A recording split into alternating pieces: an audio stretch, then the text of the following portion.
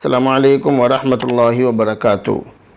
بہت سارے مسلمانوں کی طرف سے، بہت سارے لوگوں کی طرف سے یہ کمنٹ بطور اعتراض کے آ رہا ہے کہ مفتی صاحب قربانی کر کے اتنا سارا روپیہ پیسہ برباد کرنے کی کیا ضرورت ہے؟ اگر یہ سارا پیسہ مسلمانوں کے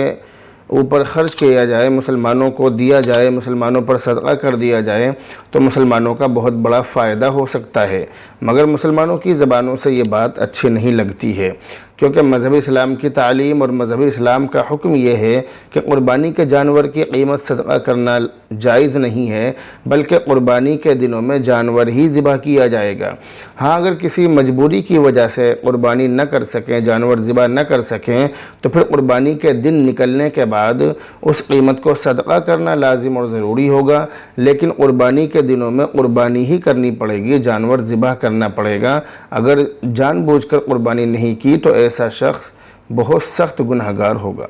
اگلا سوال ہے محمد امین الدین کی طرف سے، یہ کہہ رہے ہیں مفتی صاحب ہم 5 بھائی ہیں، سارے شادی شدہ ہیں، ہم جو کچھ بھی کماتے ہیں سب اپنے والد صاحب کو دے دیتے ہیں، اب آپ یہ بتائیے کہ ہم 5 بھائیوں پر بھی قربانی واجب ہے یا نہیں؟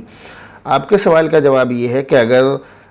آپ کے پاس میں نصاب کی برابر مال ہے، یعنی اتنا مال ہے کہ جس پر قربانی واجب ہو جاتی ہو، تو ایسی صورت میں آپ پر قربانی واجب ہے، اور اگر اتنا مال نہیں ہے تو پھر آپ پر قربانی واجب نہیں ہے۔ لیکن ایک بات جو آپ نے معلوم نہیں کی وہ میں آپ کو بتلا رہا ہوں، اور بتلانا بہت ضروری ہے کہ آپ کی جو بیویاں ہیں، اگر آپ کی بیویوں کے پاس